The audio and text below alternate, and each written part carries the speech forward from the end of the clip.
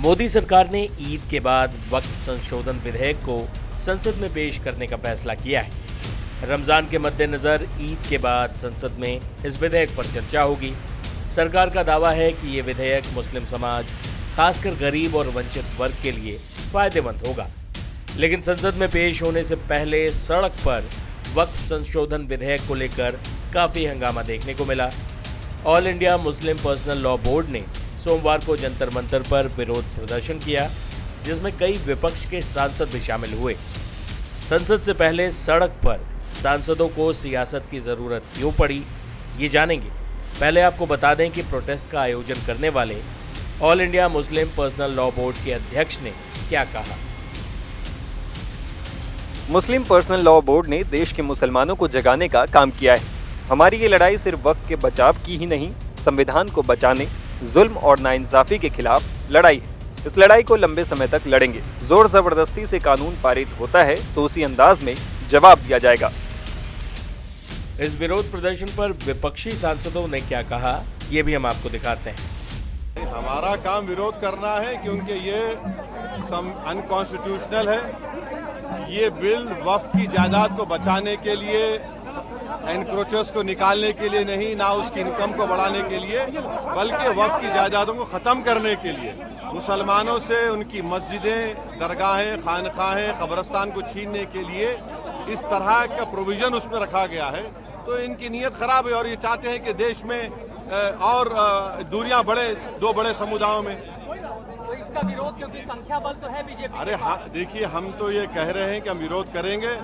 अगर चंद्रबाबू नायडू, पासवान साहब और नीतीश कुमार और हमारे अजीत सिंह साहब के बेटे अगर इसका तायीद करेंगे तो इनको जनता जिंदगी भर याद रखेगी। बिहार में ले जाएंगे इस मुद्दे को नीतीश कुमार के खिलाफ, ये देखते हुए क्या बिहार में आप ले जाएंगे इस मुद्दे को? ये तो देश में जाएगा मुद्दा, सिर्फ बिहार के नहीं, देश में जाएगा, बिहार में जाएगा। देखिए, वक्फ बिल जो है जब तक वो पार्लियामेंट में पेश नहीं होता है तब तक मैं मानती हूं कि सभी को अपनी टीका टिप्पणी करना ठीक नहीं रहेगा, या अभी तक टेबल नहीं हुआ है। और जिस तरीके की पूरी राजनीति उसके इर्द गिर्द हो रही है वो दुर्भाग्यपूर्ण है। हमारे अरविंद सावंत जी बकायदा उस कमेटी में थे जहां पे ये चर्चा का विषय बना। उन्होंने अपनी बातें रखी हैं, शिवसेना का स्टैंड रखा है और उसी फोरम पे शिवसेना अपना स्टैंड रखती रहेगी। एक तरफ all India Muslim personal law board Jantar Mantar पर वक्फ संशोधन विधेयक के खिलाफ विरोध प्रदर्शन कर रहा था, तो दूसरी तरफ हिंदू संगठन की ओर से भी वक्फ बिल के समर्थन में प्रदर्शन शुरू हो गया। ऐसे में यह नज़ारा काफी दिलचस्प हो गया। जंतर मंतर पर दो प्रदर्शन देखने को मिले। एक प्रदर्शन वक्फ संशोधन विधेयक के समर्थन में, तो दूसरा इसके विरोध में। ये जो बदमाशी हो रही है, वक्फ बोर्ड के नाम पे जो ये संशोधन हो रहा है देश में, सरकार कर रही है और ये शाहीनबाग बनाना चाहते हैं, नाराए तकबीर का नारा दे रहे हैं। ये नहीं चल सकता, ये नहीं चल सकता। हमें तो वहां भी जाने का अधिकार है। ये दबाएंगे हमें, हमारा देश है, ये सनातनी हिंदुओं का देश है, कौन दबाएगा हमें? जान दे देंगे। लेकिन जैसे ये कह रहे थे ना, जैसे इन्होंने कहा था हम मर जाएं कट जाएंगे, तो आज हम मरने कट रहा है, हम मरने कट रहा है। हम देखेंगे कौन मारेगा हमें इस देश के अंदर। हमारे हाँ पढ़ेंगे, हनुमान चालीसा पढ़ेंगे। देखिए, हम बहुत हिम्मत करके यहाँ आए हैं, ये लाखों है, अकेला खड़ा हूँ मेरठ से आके, क्रांति भूमि से आया हूँ। मर जाऊंगा लेकिन इस कानून को रद्द करा के मानूंगा, मांग करूंगा। खिलाफ हिंदुओं के नहीं है, लेकिन साजिश हिंदुओं के खिलाफ है। ये संपत्ति कब्जाने की साजिश हिंदुओं के खिलाफ है। आप देखिए किस तरीके से जनसंख्या बढ़ा रहे हैं, जिस तरीके से देखिए देश के अंदर अपनी जमीन, अपनी जायदाद बढ़ा रहे हैं। क्या ड्रामा लगा रखा विपक्ष ने, क्या ड्रामा है? जब किसी चीज को आप संविधान से चलेगा ना देश, तो संविधान से चलाइए ना। मानिए सरकार की बात, अगर सरकार कह रही है इस चीज के लिए तो मानिए ना उसकी बात। मैं अब बवाल करने नहीं आया, लेकिन मैं विरोध करने आया हूँ। ये सरकार का विरोध करेंगे, मैं सरकार के समर्थन में आया हूँ। और मैं लेकिन आप लोग विरोध प्रदर्शन कर रहे हैं, ये लोग तो कह रहे हैं कि शांतिपूर्ण तरीके से ये लोग विरोध प्रदर्शन। हमने कौन सी शांति फैला दी? हम यहाँ दंगा भड़काने आए हैं। हम क्या करने आए? दंगा करने। ये लोग आए हैं यहाँ, अनुमति गलत दी गई ने, अनुमति देनी नहीं चाहिए थी केंद्र सरकार को, बिल्कुल भी अनुमति। अगर हम लोग करते ना तो अनुमति हमें भी नहीं मिलती। नजरबंद कर दिया गया। यति नरसिंहानंद जी ने ये कहा था मैं हनुमान चालीसा पढ़ूंगा। हम शिष्य गुरु मानते हैं यति नरसिंहानंद जी को, उनको नजरबंद कर दिया। पिंकी चौधरी को गाजियाबाद में नजरबंद कर दिया। मैं सुबह 5 बजे निकला हूँ यहाँ के लिए और इसी मिशन के लिए निकला हूँ कि यहाँ पे जिस तरीके से विरोध कर रहे हैं शाहीनबाग देश, हम भी तो शांति प्रिय तरीके से यहाँ बैठे हैं। बताओ मैंने किसके साथ क्या बदतमीजी करी? पुलिस बदतमीजी कर रही है, उनके साथ क्यों नहीं कर रही? हमारे साथ क्यों? मैं तो अकेला हूँ, एक है दो है। कितनी वोट्स की जरूरत है मेरे लिए, बताओ क्या कर रहा हूँ मैं? अपनी बात नहीं रख सकता क्या? इस देश की आवाज नहीं उठा सकता मैं 100 करोड़ हिंदुओं की? नहीं, आप रोने भी लगे, आप क्यों रो रहे हैं आप इससे? तो रोएंगे नहीं? ये बताओ, आप पूरे देश का सर्वे करा लो, कितनी संपत्ति है इन लोगों के पास, आप देखो और हिंदुओं में क्या है, देखो आप। वक्फ संशोधन विधेयक जल्द ही संसद में पेश होगा। उससे पहले जेपीसी में ये विधेयक भेजा गया था, जिसमें विपक्ष के सांसद भी थे। वहां भी जमकर हंगामा देखने को मिला था। ऐसे में संसद में विधेयक के पेश होने से पहले ही विपक्ष द्वारा सड़कों पर हो रहे विरोध प्रदर्शन पर सत्ता पक्ष के नेताओं ने क्या कहा, ये भी सुनिए। भू माफिया के हाथों से निकलकर गरीबों के हाथ में देना ही देश के हर मुसलमान और देश के हर नागरिक की मांग है, पर कुछ लोग भू माफिया के इशारे पर कठपुतली की तरह डांस कर रहे हैं। इन संगठनों से मैं कहना चाहूंगा, प्रदर्शन से अपनी दुकानदारी और भू माफिया प्रेम दिखाने की बजाय गरीब मुस्लिम्स के हित में सोचने की कोशिश करें। ये भू माफिया का चश्मा उतारें।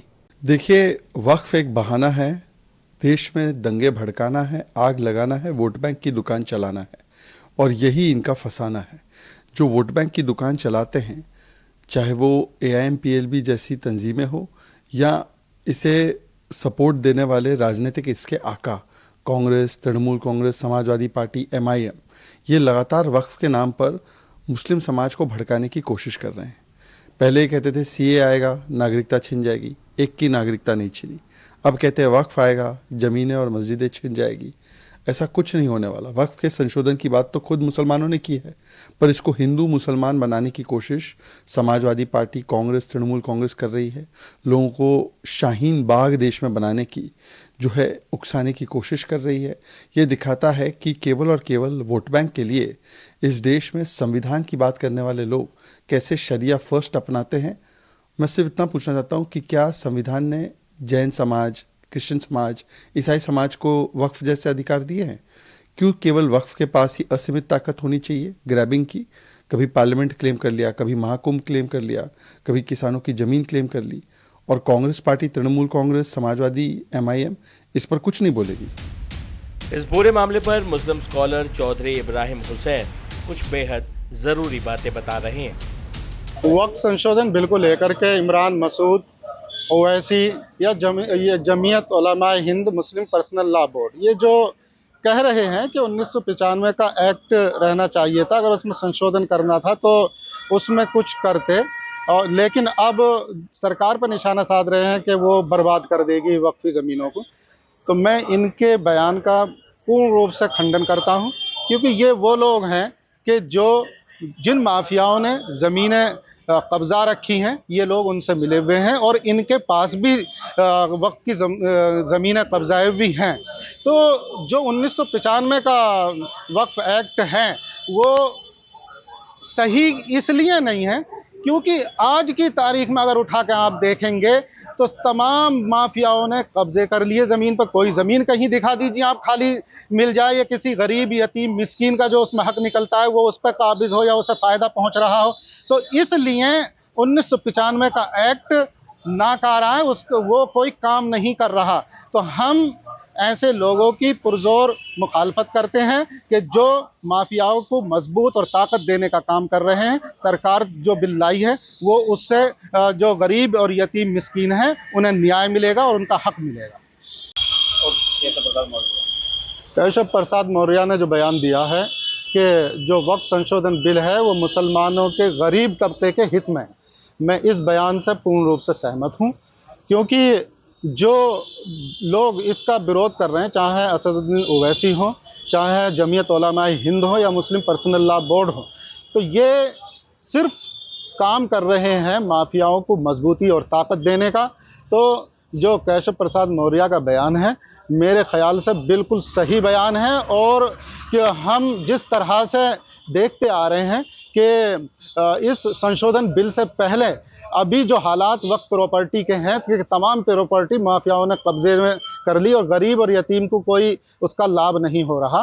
तो इस दृष्टि को देखते हुए अब जो बिल आ रहा है, नया संशोधन बिल, इस बिल के ज़रिए माफियाओं से वक्त संपत्ति खाली कराई जाएगी और वो गरीब और यतीम मिस्कीन के लिए उसके अधिकार दिलाए जाएंगे। ये बिल्कुल सही बात है।